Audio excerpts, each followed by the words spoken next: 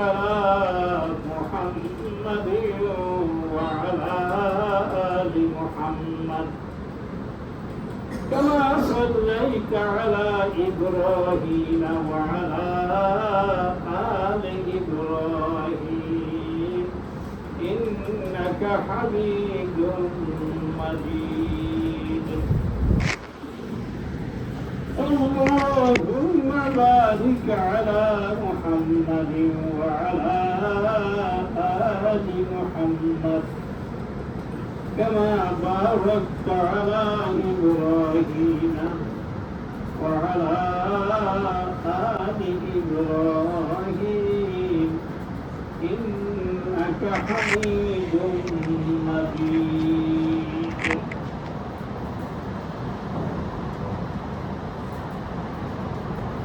الحمد لله পবিত্র জুমার দিন আল্লাহ পাক তাবারক ওয়া তাআলার অশেষ মেহেরবান। এই পবিত্র জুমার দিন মহান আল্লাহ রব্বুল আলামিনের ঘরে এই জুমার মসজিদে আসার জন্য আমাদেরকে তৌফিক দান করেছেন। আমরা অন্তর থেকে কৃতজ্ঞতার সাথে আমরা একটু বলি আলহামদুলিল্লাহ। এই জুমার দিন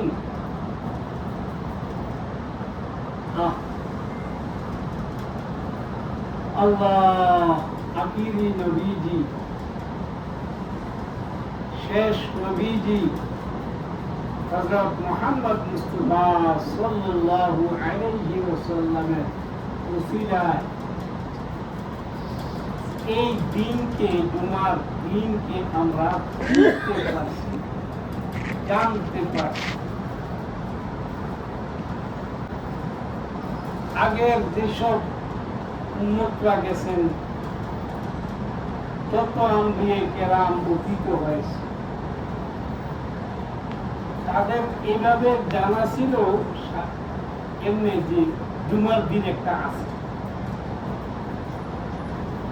কিন্তু সুনির্ধারিতভাবে চিহ্নিতভাবে আমরা যেরকম বৃহস্পতিবার পরের দিন শুক্রবার জুমার দিন, আমরা যেভাবে নবীজির কারণে আমাদের নবীজি সাল্লাল্লাহু আলাইহি ওয়াসাল্লামের দিক নির্দেশনার কারণে চিনতে পারছি, জানতে পারছি। আল্লাহ পাক আগের উম্মতদেরকে এভাবে জানান। এই যে জুমার দিন, সুবহানাল্লাহ সুবহানাল্লাহ, সারা মুসলিম বিশ্বের জন্য একটা ঈদের দিন।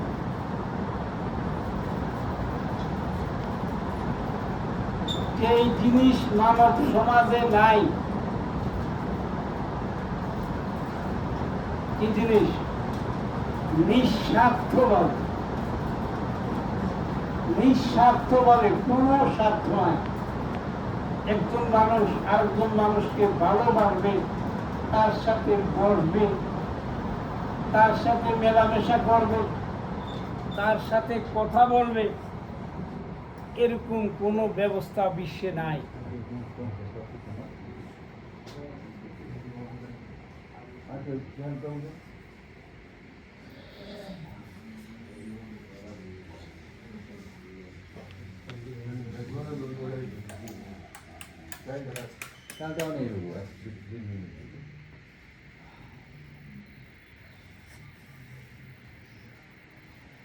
কোনো স্বার্থ ছাড়া, কোনো স্বার্থ ছাড়া একজনে আরেকজনকে ডাকবে, বসবে, ভালোবাসবে, এরকম কোন ব্যবস্থা বিশ্বে নাই, ছিল না। আল্লাহ পাক তাবারক ওয়া তাআলা, আল্লাহ পাক তাবারক ওয়া তাআলা এই জুমার দিনের উসিলায় আমাদেরকে বেহেশতি নমুনা উপহার হিসেবে দিয়েছেন বলি আলহামদুলিল্লাহ। আলহামদুলিল্লাহ। কথা কি বুঝাইতে পারছি? জুমা মানি হলো এক বিশেষ মিলন মেলা, এক বিশেষ মিলনায়তন, এক বিশেষ সাক্ষাৎ, একত্রিত হওয়া।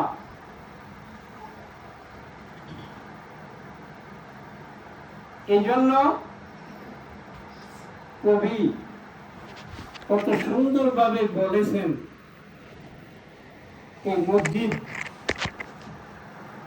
এই মসজিদকে লক্ষ্য করিয়া, বেহেশত আজাদ কে আজাবে নবাশাদ, বেহেশত আজাদ কে আজাবে নবাশাদ, কাসরাবাগ কাসে কারে নবাশাদ। বেহেশত সেই জায়গার নাম, বেহেশত আজাদ কে আজাবে নবাশাদ। বেহেশত সেই মহাস্থান, বেহেশত সেই মহামূল্যবান জায়গা যেখানে কোন রকমের অনিষ্টের কিছু নাই। তার বৈশিষ্ট্য কি? বৈশিষ্ট্য হলো কাছে রাবা কাছে কারে নবাশাদ। কারো দরকার সেখানে, কারো কাছে নাই। বেহেশত হেথা যেথা দুঃখ না আসে, বেহেশত হেথা যেথা দুঃখ না আসে, কারো দরকার না আসে কারো কাছে। বেহেশতের পরিচয় হলো সেখানে প্রত্যেকটি মানুষ আল্লাহর হুকুমে, আল্লাহর নেয়ামতে ভোগ করতে থাকবে। কারো কাছে কারো দরকার নাই। দুনিয়ার কারিগর কোনো দিকে খাত ফেলতে গেলে, কোনো দিকে নজর দিতে গেলে, কোনো দিকে যাইতে হলে একটা মানুষের দরকার আরেকটা মানুষের কাছে আছে না? নাই। বরেরও দরকার আছে সুটের কাছে, সুটেরও দরকার আছে বরের কাছে।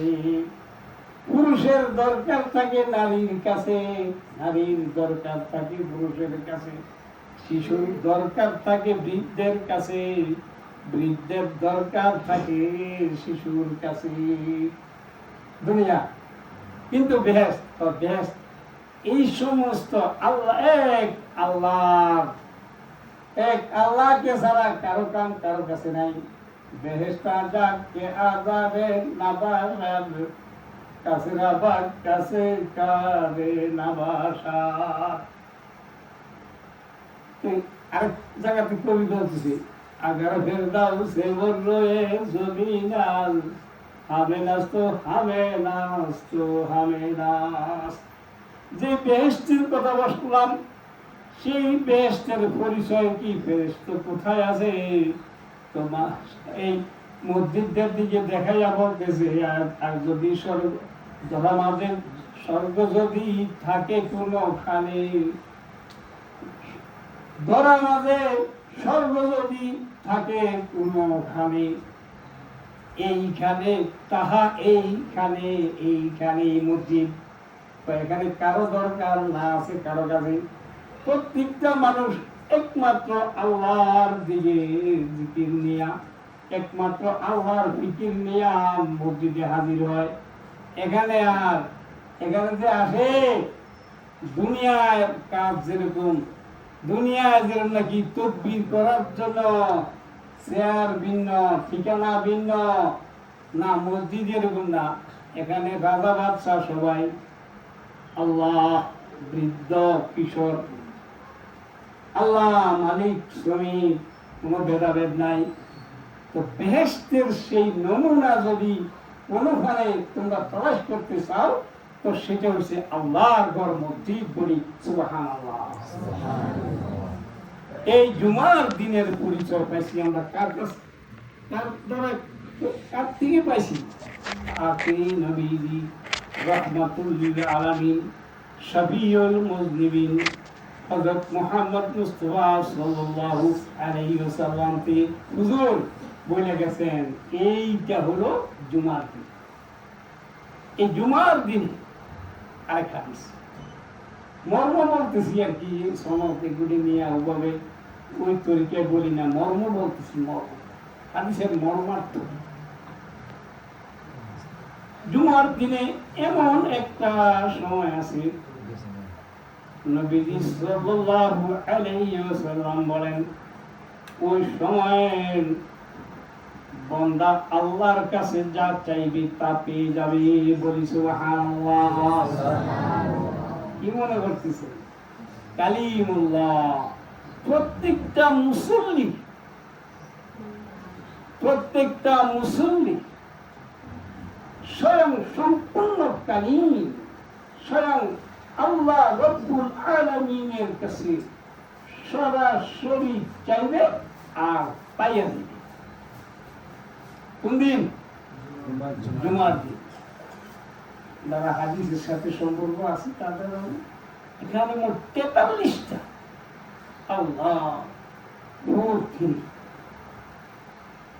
43টা উক্তি আছে যে ওই টাইমটা কোন টাইম সবচেয়ে নির্ভরযোগ্য কথা, সবচেয়ে নির্ভরযোগ্য মতামত হলো এই জুমার দিনে। খুব মুখস্থ করা, বাচ্চারাও খেয়াল রাখবে। এই জুমার দিনে আসরের নামাজের বাদ হইতে, আসরের নামাজের পর হইতে সূর্যাস্ত পর্যন্ত এই টাইমটায় প্রত্যেকে আল্লাহর কাছে চাওয়ার, এই সময়টাকে যদি কাজে লাগান যায়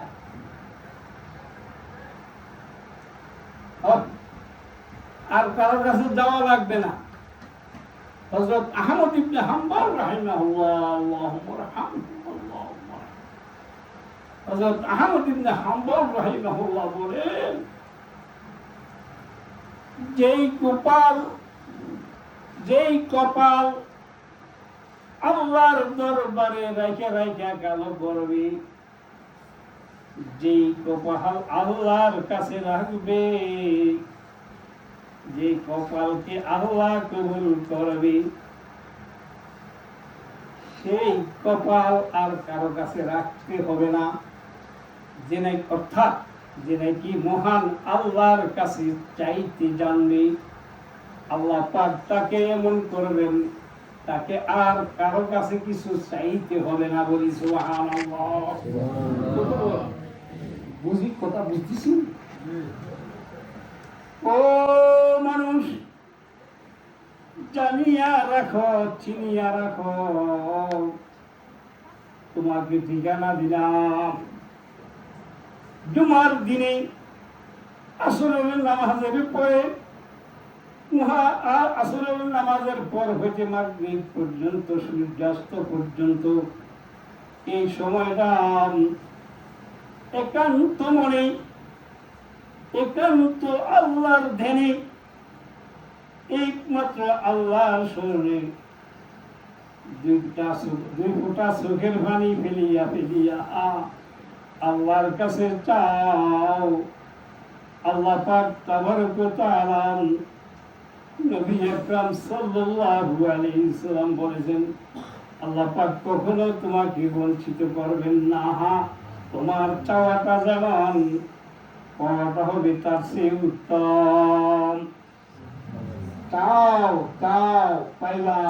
আল্লাহ আল্লাহ। এটা কোন দিনের কথা বলতেছি? জুমার দিন। জুমার দিন আল্লাহ অনেক বড় বড় রহমতের অঙ্গীকার এই দিনে। সময় কম, হাদিসের তর্জমাটা করে দিতেছি। আবার কাবলার জমা সুন্নত সাইডে করতে হবে, 2 মিনিট 2.5 মিনিট সময় লাগবে। বলেন জি বলেন, যতক্ষণ লাগে শুনেন, খুব ঠান্ডা মাথা শুনেন। অনেক বড় অপরাধী, ফাইনাল কথা, ফাইনাল। যদি আমি আমার লোকদেরকে এমনি করি, মানে প্রফেসরি করতেছি, হাদিসের প্রফেসরি করতেছি, 50 বছর আল্লাহ তৌফিক দিয়েছে। কত বছর? 50 বছর। আর আপনারা যারা নাকি হাদিসের সাথে উৎসব আছেন তাদেরকে আরেকটা কথা বলে দিই, আমি বলতে গেলে নাবালেগস্ত 30 বছর বয়স 31 বছর বয়সে জাতির জন্য বুখারী শরীফের বাংলা অনুবাদ পেশ করছি। যারা ইসলামিক ফাউন্ডেশন, আমিও তাদের একজন অনুবাদক। এই জন্য হাদিসের সারাংশ কথা বলে দিই। ও সাওয়াজি করে এক দলে, কাম করে আরেক দলে। সারা বিশ্বে এলমে হাদিসের খেদমত করতেছে একটা সেকশন, একটা ডিভিশন, একটা ভিশন। তাদের নাম হলো ওলামায়ে দেওবন্দ। তাদের নাম কি? ওলামায়ে দেওবন্দ। পারলে তাদের যেখানে দাঁড়াইবেন হাদিসের বিশুদ্ধ শিক্ষা, হাদিসের বিশুদ্ধ শিক্ষা তাদের থেকে পাই। আমরা লাগাইছি অনুষ্ঠান কর্ষণ লাগাই দিয়েছি, বস মিশরটার লগে লাগিয়ে গেছি, মদিনা ইউনিভার্সিটির লগে লাগিয়ে গেছি, পাকিস্তানের বিভিন্ন জায়গায় লাগিয়ে গেছি, ইন্ডিয়ার বিভিন্ন জায়গায় লাগিয়ে গেছি।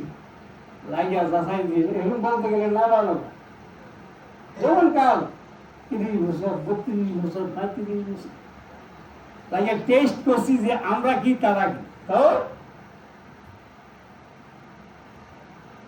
আরে মিস ফায়ার আছে একটা, বুঝলি আসল ফায়ার একটা, মিস ফায়ার। মিস ফায়ারের সময় যদি দৌড় দেয় তো আসল ফায়ারের সময় কি অবস্থা হইবে। তো আমাদের ওলামায়ে দেওবন্দ যখন মিস ফায়ার করে তখনই দাঁড়াইতে পারে না, বলেন আলহামদুলিল্লাহ আলহামদুলিল্লাহ। বুঝেন কথাবার্তা বলতে আজকে একটা কথা বলে দিয়েছে, এই কথাটা শেষ করবো যে আপনার আমার যদি সৌভাগ্য হয়ে যায় জীবনের কখনো ভালো অ্যাডভোকেটের কথা খুব খেয়াল করে, ভালো আইনজীবী, বুঝেন এরকম আইনজীবী আল্লাহর রহমতে আমাদের বন্ধু বান্ধবের মধ্যে বা একটু সিনিয়র হিসেবে আসিল। এই কোর্টের মধ্যে যাইয়া একটু দাঁড়ানোর ভাগ বসে সেখানে বিচারপতি কাঁপতেছে, আসেনি নাকি নাই? কথা বুঝেননি নাকি? আরে 2 নম্বর কথা নিয়ে কোর্টে হাজির হয়েছে। ওই আইনজীবী শুধু এই আইনজীবীর দিকে থেকে থাকতো, স্যার স্যার ঠিক আছে আমি জানি বলেন কি উল্টা করে বিহুদ আছে। ওলামায়ে দেওবন্দের পরশে আপনি 5 মিনিট কইলেন, এমন কথা মুরব্বীদের থেকে পাইয়া গেলেন, আপনার হাসরের ময়দানে আইনজীবী দাঁড়াইবে। এই যে 5 মিনিট সময় দিয়েছেন আল্লাহর রহমতে নাজাতের উসিলা হয়ে যাবে। আমি হাদিসের তরজমা করতেছি, নবী করিম সাল্লাল্লাহু আলাইহি ওয়াসাল্লাম বলেন যখন মানুষের ইন্তেকাল হয়ে যায় তত তার সব কিছু শেষ, অঙ্গ শেষ, আর আমল থাকবে? তার জীবন শেষ, আমল তো থাকবে না। তবে আমি এমন একটা বৈজ্ঞানিক পথ দেখে যাইতেছি, দিনের বিজ্ঞানের পথ দেখে যাইতেছি।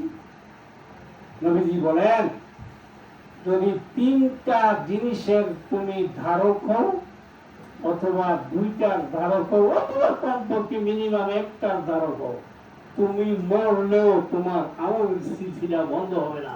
বলেন সুবহানাল্লাহ।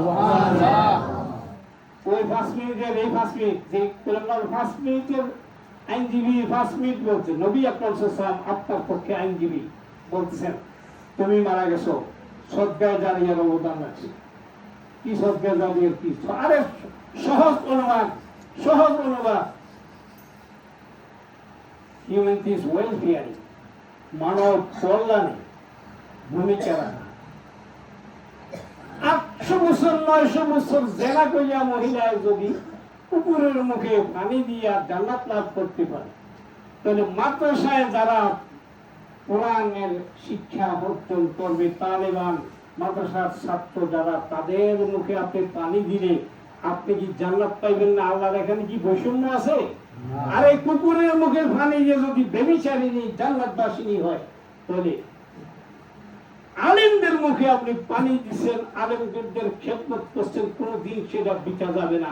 নবীজি সাল্লাল্লাহু আলাইহি ওয়াসাল্লাম বলছেন তুমি চলে যেতে পারবা, তোমার এই সদকায়ে জারিয়া কোনদিন ব্যর্থ হবে না, তোমার আমল তীব্র গতিতে, তোমার হাই স্পিডে তোমার দৈনন্দিন ভাবে তোমার আমল নামায় উঠতে থাকবে। দ্বিতীয়টা, তুমি দুনিয়ার থেকে বিদায় নিয়েছ, তুমি একজনকে কোরআন শিখিয়ে গেছো, যতদিন তোমার এই শিখানোর এইটাকে এটা ব্রডকাস্টিং চলতে থাকবে, যতদিন পর্যন্ত সিলসিলা চলতে থাকবে, ততদিন পর্যন্ত তোমার কবরে আমলনামা চলতে থাকবে। তুমি দুনিয়া থেকে বিদায় নিয়েছো, তোমার সন্তান হয়ে গেছো, সন্তান তোমার জন্য দোয়া করে, তুমি আল্লাহর কাছে কিছু বলতে পারো নাই, তোমার সন্তান বলতেছে মনে রাখবা তুমি মরো নাই, তুমি জিন্দা আছো।